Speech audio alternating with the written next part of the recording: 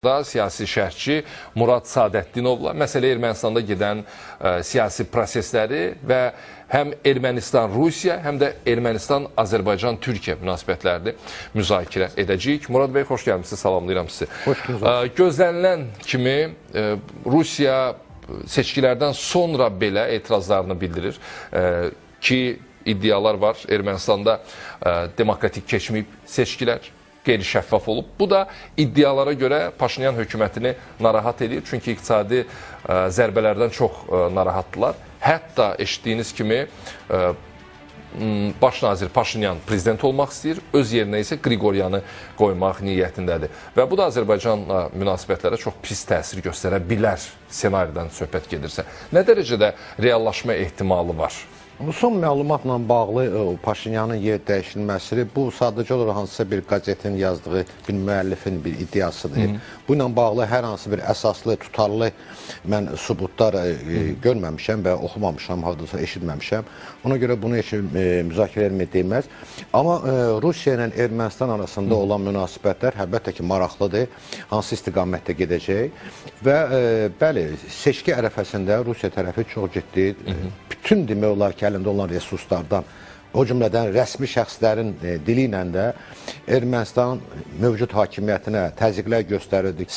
Özünün nəzarəti altında olan müxalifətə səs toplaya bilsin və nəticə etibarilə uduzmuş kimi görsənir. Amma bu demək deyil ki, Rusiya öz fikirlərini əl çəkəcəyi, ona görə ki, Ermənistan balaca bir dövlətdir. Rusiyanın hər hansı bir addımları, məsələn, Azərbaycanla fərqli olaraq təsirlidir. Məsələn, iqtisadiyyatla bağlı məsələlər Ermənistan üçün əlbəttə ki, talih yüklüdür. Ona görə ki, Ermənistan demək olar ki, bütün iqtisadiyyatı, ixracı, idxalı əsasən Rusiya ilə bağlıdır və bu baxımdan Rusiyanın təzyiqləri onlara təsir edəcək. Bəli, paralel olaraq Avropa Birliyi dəstək göstərməyə fikirlər söyləyir. Amma Avropa Birliyinin bu kömək etmək mexanizmini nə zaman həyata keçirə biləcək? Amma istəsə, əlbəttə ki, Avropa Birliyi tam Ermənistanı həmən o risklərdən qoruya bilər. İqtisadi risklərdən söhbət edir. Axı Avropanın da vəziyyəti belə çox da ürək açan deyil Ukrayna mövzusuna görə. Siz Ukrayna mövzusunu toxundunuz, amma gəlin nəzərə alaq ki, 5 il ərzində Avropa Birliyi Ukraynanın maliyyə sistemini təmin edir. Baxın, görün, bu günlər Ukrayna valyutasının səviyyəsinə. Baxmayaraq ki, 5 il ağır müharibə aparır, amma valyutası stabil olaraq qalır. Bu hamısı ancaq və ancaq Avropa Birliyi maliyyə dəstəyi nəticəsində baş verir. İndi Ukrayna ilə biz Ermənistanı müqayisə eləsək, Ermənistan balaca bir dövlətdir. Demək olar ki, Ukraynanın bir regionunu tutur. Bu baxımdan Ermənistana istəsələr belə bir siyasi iradə olsa, o təminatı eləyə bilərlər və Ermənistanı qoruya bilərlər həmən o risklərdən. Bu bir. İkinci məsələ, Ermənistanın enerji baxımından olan asıllıq.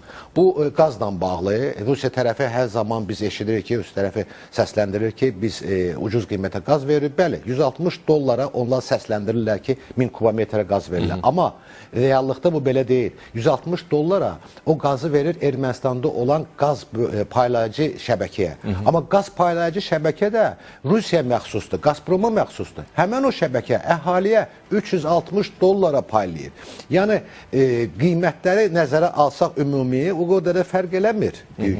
Bu baxımdan Ermənistan alternativ variantları seçə bilər, o cümlədən Azərbaycan artıq səslənir. Bəli, Azərbaycan dünyanın 16 ölkəsinə qaz verir bu günləri. Birinci yer tutur dünyada bu sahə üzrə. Bu baxımdan hesab edirəm ki, İrandan ala bilər. Bəli, texniki baxımdan biraz çətindir, amma maya qazı ilə təmin eləyə bilər və əks tədbirlər də görə bilər. Axı, Rusiya Ermənistana təzyiq görəndə, bunun Ermənistanın da Rusiya təzyiq eləmə imkanları var. Həmən o qaz paylayıcı sistemləri milliləşdirə bilər. Həmən Rusiya məxsus olan orada hərbi bazanı orada çıxada bilər. Sərhəddə olan Rusiya hərbiçilərinin, sərhədçilərini çıxartmaq məsələsini qaldırar və ən əsası biz bunu görürük. Seçkidə Rusiya tərəfindən dəstəklənən müxalifətə qarşı ciddi tədbirlər görülməsi. Artıq proses bu başlayıb. 3 liderə qarşı, ikisini biz gördük ki, sərhəddən çıxmaq vaxtı ola geri qaytarıldı. Paşinyana qarşı, Kaçaryana qarşı dünənləri Ermənistanın Mərkəzi Seçki Komissiyası qərar verdi ki, ona qarşı cinayət işini qaldırmağa icazə veririk. Kimə? Kaçaryana. Kaçaryana, bəli. Artıq bu məsələ özü də bir təzyiqdir Rusiya üçün. Bu baxımdan siz fikir verin, Paşinyan səsləndirir ki, mən Rusiyaya getməyə hazıram, danışıqlar aparmağa hazıram. Yəni, hər iki tərəfin əlində argumentlər var və düşünürəm ki, hansı bir kompromisi gələcəklər. Rusiya böyük bir dövlətdir. Ermənistan-Rusiya münasibətləri 90-cı illərdən bəllidir, hansı formada inkişaf edib. Maraqlıdır ki, indiki mərhələdə Rusiyanın Ermənistan siyasi hakimiyyətinin siyasətinə göz yummasına nə səbəb ola bilər? Yəni, qısacası, Rusiya hansı halda İrəvanı bağışlayar?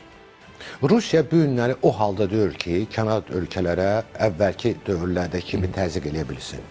Artıq biz görürük ki, dünən baş vermiş hadisə, demək olar ki, bunun nöqtəsini qoydu Moskvanın mərkəzinə bombalanması və bu çox adi məsələ bir deyil.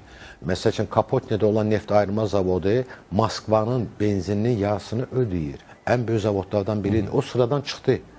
Və bu baxımdan bu yanacaqla olan krizis davam eləyəcək və yaxın günlərdə daha da artacaq və yaxın aylarda bu çox kritik olacaq Rusiya iqtisadiyyatı üçün. Bu baxımdan biz görürük ki, artıq əvvəlki o siyasəti, qonşu siyasətləri, təzyiq siyasətini həyata keçirmək çox çətin olacaq. Bunu da Ermənistanda başa düşürlər və düşünürəm ki, Ermənistanın bu ritorikası da bu ilə bağlıdır. Yəni, hazırki yaranan şərait Ermənistana sərf eləyir. Əlbəttə ki, Rusiyanın nə qədər zəifləməyi ətraf ölkələrin hamısına, vaxtilə hansılar ki, təzyiq göstərirdi, hamısını bu sərf eləyir. Onların müstəqilliyini, müstəqil siyasəti həyata keçirməyə imkanlar yaradır. Bu arada bayaq siz Azərbaycan qazının Ermənistana ixracı ilə bağlı müəyyən bir məsələni danışdınız. Əslində mətbuatda bu cür iddialar səslənir, xüsusən də Ermənistanlı siyasi ekspertlər söz gedən məsələ ilə bağlı danışırlar. Amma gərək müəyyən bir şərait formalaşsın ki, Azərbaycan qazı Ermənistana ixrac edilsin və hansı şəraitdən söhbət gedir? Bir neçə tələb qalıb. Onların başında konstitusiyada ediləcək dəyişiklik var. Ermənistan bunu etməsə, Azərbaycan da adekvat addım atmayacaq. Şübhəsiz, ona görə ki, konstitusiya dövlətin ən ali qanunudur. Biz sülh müqaviləsini nə Paşinyanla, nə onun hakimiyyəti ilə bağlayırıq. Biz Ermənistan dövləti ilə bağlayırıq. Və bu dövlətin əsas qanunu əgər bizim ərazi bütövlüyümüzə iddialıdırsa, bu nəinki bu müqavilənin prinsiplərinə ziddir. Bu, həm də beynəlxalq qanunvericiliyə ziddir. O cümlədən BMT-nin nizamnaməsinə hansını ki, Ermənistan qəbul edib. Bu baxımdan burada şübhəsiz ki, bu məsələ həll olunmayana qədər söhbət sülh müqaviləsinə gedə bilməz. Amma biz görürük ki, paralel olaraq Azərbaycan tərəfi, məsəl üçün, nəqliyyatla bağlı imkanlar açıb Ermənistan üçün. Paralel olaraq Azərbaycan tərəfi yanacaqla Ermənistanı təmin edir. Bu da siyasi xarakterlidir. Ona görə ki, bu cür məsələlərlə Azərbaycan tərəfi Ermənistanın müstəqil siyasət aparmağa, kənar qüvvələrdən asılı olmamağa imkan yaradır. Qazla bağlı, artıq bu ilə bağlı bəli fikirlər səslənir, amma mən real məsələlərə də toxunum. Triplə bağlı projedə, orada təkcə dəmir yolundan, avtomobil yolundan söhbət getmir. Orada həm qaz, neft, elektrik və başqa xəttlərin Azərbaycandan Naxçıvana tikilməsindən söhbət gedir. Əgər bu xəttlər reallaşacaqsa, düşünürəm ki, o baxımdan, texniki baxımdan, məsələn, Ermənistan da oradan qaz götürə bilər. Bu tikintilər olan zaman, yəni nəzərə alınacaq Ermənistanın da, bilirsiniz, Azərbaycan bu günləri qazı Almaniyaca aparıb çatdıra bilir. Amma yanımızda olan Ermənistana bu qazı verməyi biz üçün texniki baxımdan da sərfəlidir. Həm iqtisadi baxımdan da sərfəlidir. Düşünürəm ki, bu projenin perspektivləri çox realdır. Faydası olacaq həm də. Əlbəttə ki, bizə də faydası olacaq, Ermənistana da. Bilirsiniz, nə qədər bizim Ermənistanla iqtisadi əlaqələrimiz güclənsə, o qədər bizim aramızda o sülh proseslərinə dəstək olacaq. Ermənistanı Azərbaycana qarşı vaxtilə siyasətini həyata keçirən böyük qüvvələrin də imkanlarını məhdudlaşdıracaq. Bax, bu qazın özü də bir vasitədir, məsəl üçün Ermənistanı təzyiq eləmək və s. Bax, bu təzyiq vasitəsindən biz Ermənistanı qoruya bilərik və s. Amma Ermənistan Azərbaycanla bərabər Türkiyə ilə də münasibətlərini çox yaxşı səviyyəyə gətirməyə çalışır. Bir neçə gün bundan qabaq səhv eləmirəmsə Hakan Fidanın açıqlaması idi. Söz Sözün açığı Vətən müharibəsi bitəndən sonra Türkiyə hansı şərtlərlə Ermənistanla münasibətləri normallaşdıra bilər? Bunu açıq-aşkar bəyan edib. Burada Azərbaycanın mövqeyi gözlənilir. Amma Hakan Fidan açıqlamasında yeni şərtlərə uyğun davranmalarını gözlədiyini söylədi Ermənistandan. Maraqlıdır ki, bu 5-6 il ərzində hansı yeni şərtlər bölgəmizdə formalaşıb ki, Türkiyə həm də bunu nəzərə alır? Çox güman ki, mən konkret deyə bilmərəm, öz fikrimi söyləyə bilərəm. Çox güman ki, Ermənistana olan bu təzyiqlər, bu iqtisadi baxımdan olan Rusiya tərəfindən embarqalar, bunlar əlbəttə ki, Ermənistanı müstəqil Türkiyə və Azərbaycan maraqlarına siyasəti keçirmək Cənubi Qafqazda məhdudlaşdırılır. Bu baxımdan düşünürəm ki, Türkiyə tərəfi bu fikirdən irəli gələrək, məsələn, Ermənistanla iqtisadi əlaqələr qurmaqla həmən o problemləri aradan qaldırmağa dəstək fikrini nəzərdə tutur. Amma ən vacib amil kimi, əlbəttə ki, Türkiyə tərəfi hər zaman səsləndirib bunu ki, Azərbaycanla sülh müqaviləsi imzalandan sonra biz Azərbaycanla paralel olaraq diplomatik münasibətləri sərhəddə açacağıq. Amma bunun da səbəbi var. Ona görə ki, Türkiyə tərəfi bunu səsləndirməklə məcbur eləyir, istər Ermənistan rəhbərliyini, istər Ermənistan əhalisinə də mesaj verir ki, sabahları siz referenduma gedəndə nəzərə alın ki, məhz sizin konstitusiya dəyişikliyinizdən nə qədər sizin üçün məsələlər həll oluna bilər? Əslində Ermənistan üçün çox yaxşı bir fürsət yaranıb qonşu ölkələrlə bağlı. Heç vaxt formalaşmayan bir şəraitdən söhbət gedir. Güman edirik ki, bunu dəyərləndirəcək Paşinyan. Əlavə eləmək lazımdır ki, bu şəraiti ona Azərbaycanla Türkiyə yaradır. Əlbəttə ki, bu da var. Bu arada Paşinyanın açıqlaması var. Ermənistanın baş naziri Nikol Paşinyan seçki qanunvericiliyinə dair planlaşdırılan dəyişikliklərlə bağlı açıqlama verib. Baş nazir bu barədə briefing zamanı danışıb. Paşinyan bildirib ki, ölkədə yeni seçkilərin keçirilməsi planlaşdırılmır. Burada məsələ belədir. Seçkilərdən əvvəlki dövrdə həm vətəndaş cəmiyyəti, həm də seçki kampaniyası zamanı vətəndaşlarımız bu məsələni davamlı şəkildə gündəmə gətirirdilər. Mən prinsipcə seçkilərdən əvvəl belə dəyişikliklərin edilməsinin əleyhinə idim. Çünki bu suallar yarada bilərdi. Lakin eyni zamanda vəd etmişdim ki, seçkilərdən dərhal sonra bunu edəcəyik. Buna görə də verdiyimiz sözləri tez bir zamanda yerinə yetiririk ki, insanlar arasında niyə bu dəyişikliklər edilmir sualı qalmasın. Məqsəd seçki prosesi ilə bağlı qaydaların dəyişdirilməsi ilə bağlıdır və bu yeni seçki təşəbbüsü demək deyil. Davam edək, maraqlı bir nüanslı seçki qaydalarında dəyişikliyə getmək niyyətindədirlər, amma Paşinyan özü etiraf elədi ki, bu yeni seçkilərin keçirilməsi anlamına gəlmir. Onda gələcəyi düşünərək hansı dəyişikliyi nəzərdə tutur? Düşünürəm ki, burada bir neçə məsələlər var. Son seçkinin təcrübəsinə irəli gələk, amma ən əsası burada bilirsiniz ki, seçki dövrü Rusiya tərəfindən Rusiyada kifayət qədər çox Ermənistan vətəndaşı yaşayır və Rusiya tərəfi onlara müxtəlif yollarla şərait yaradırdı ki, onlar gedib Ermənistanda səs versinlər Rusiyanın maraqlarını həyata keçirdən müxalifət üçün. Bu baxımdan həmən o seçki qanunvericiliyində düşünülür belə bir bənd tətbiq eləmək ki, Ermənistan ərazisində 6 aydan az yaşayan insan gəlib seçkidə səs verə bilməz. Bu normaldır. Düşünürəm ki, bu son seçki vaxtı baş verən təcrübəni nəzərə alaraq, əlbəttə ki, bilirsiniz, sən gedib başqa ölkədə, məsələn, 5 ildə yaşayırsa, 10 ildə yaşayırsa, sonra gəlsən bir günlük kiməsə səs verirsən, təzədən çıxıb gedirsən. Bu da hardasa bir məntiqdir də, düzdür, sən o ölkədə yaşamırsan, sənin ölkənin problemləri maraqlandırmır, sənin ölkənin gələcəyi maraqlandırmır, səni hansı bir kənar qüvvə bilet alıb, səni təmin eləyib, yola salıb, get filan kəsə səs ver, gəl.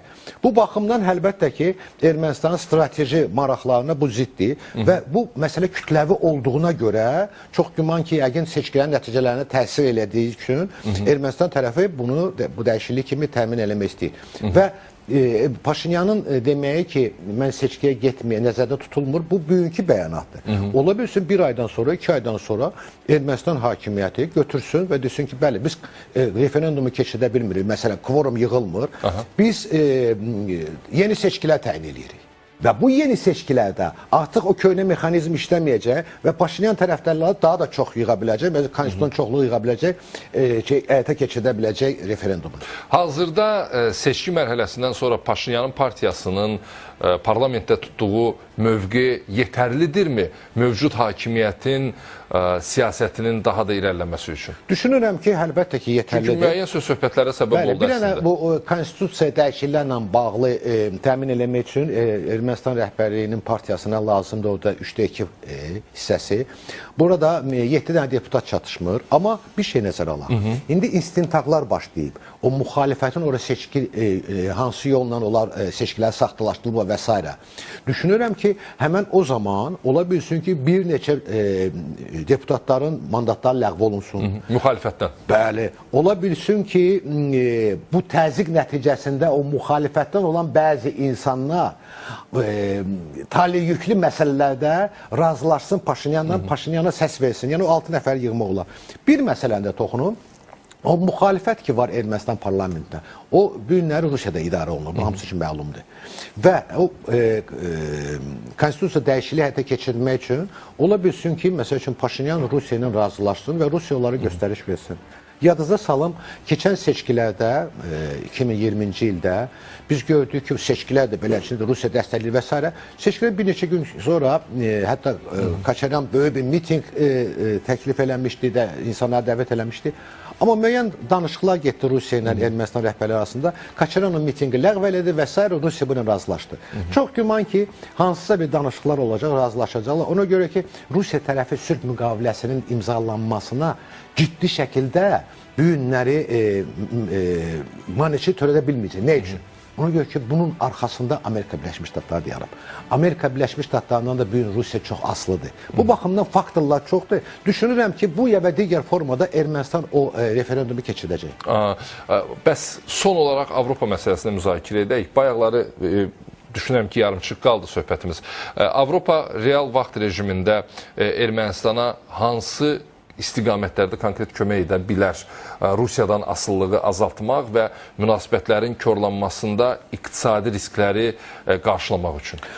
Avropa Birliyi bu hərbi cəhətdən biz görürük ki, zəifdir, hansısa bir ciddi tədbirlər görmək. Amma iqtisadi potensialı onun çox güclüdür və bu baxımdan mən düşünürəm ki, iqtisadi baxımdan həmən o itkiləri Avropa üçün kompensasiya eləmək çox asandır. Məsəl üçün 50 milyonluq paket dedilər, çox güman ki, əlavə paketdə tətbiq oluna bilər. Məsələn, bu yaxınlarda biz nə gördük? Biz gördük ki, Ermənistan Rusiyaya gül göndərdi vaxtilə. Rusiya tərəfi bu gülü gəlməyin qarşısını aldı.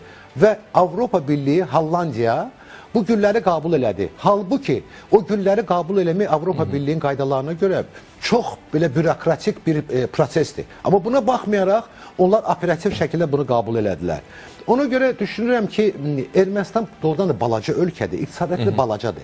Avropa Birliyində istək olsa, onlar düşünürəm ki, həmən o risklərin qarşısını ala bilərlər. Təşəkkür edirəm dəvətimizi qəbul etdiyiniz üçün. Qeyd edim ki, studiyamızın qonağı siyasi şərhçi Murad Sadətdinovla danışıq və bir